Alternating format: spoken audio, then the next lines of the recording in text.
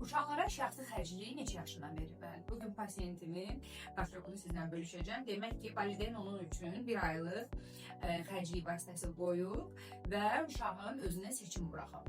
Hər kəs düşünür ki, pul yalnız yetkinlərdə olmalıdır və bu müstəqillik yalnız böyüklərdə olmalıdır. Amma eyni zamanda özgüvən formalaşır, yəni özünə inamın, müstəqillik və məsuliyyət formalaşır.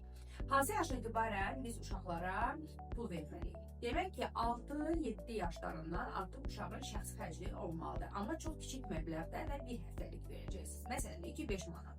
Bir həftə ərzində baxacaqsınız ki, uşağınız bunu necə istifadə edəcək. 7 yaşdan etibarən artıq uşaqlara daha böyük məbləğ 2 həftəlik xərclik verəcəksiniz. Məsələn, 10-20 manat arası. Və digər yaşdan isə artıq bir aylıq xərclik verərək uşağın şəxsi planlamasını öyrənmiş olacaqsınız.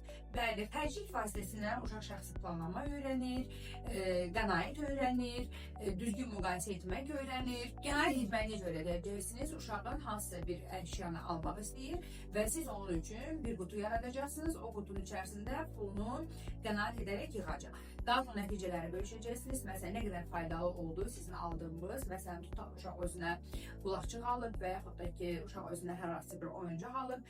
Bu nə qədər sənin üçün faydalı idi və buna pul xərcləməyə dəyər. Yanlış olan nədir? Uşağın valideynə pulunu mükafat və ya cəza kimi verməsi. Artıq uşaq burada pulun dəyərini və emosional olaraq pulu hiss etmək bacarmayacaq. Müqayisə etmək nədir? Uşaq hər hansı bir oyuncaq almaq istəyir, amma eyni zamanda dondurma yemək istəyir, amma uşağın 5 manat pulu var.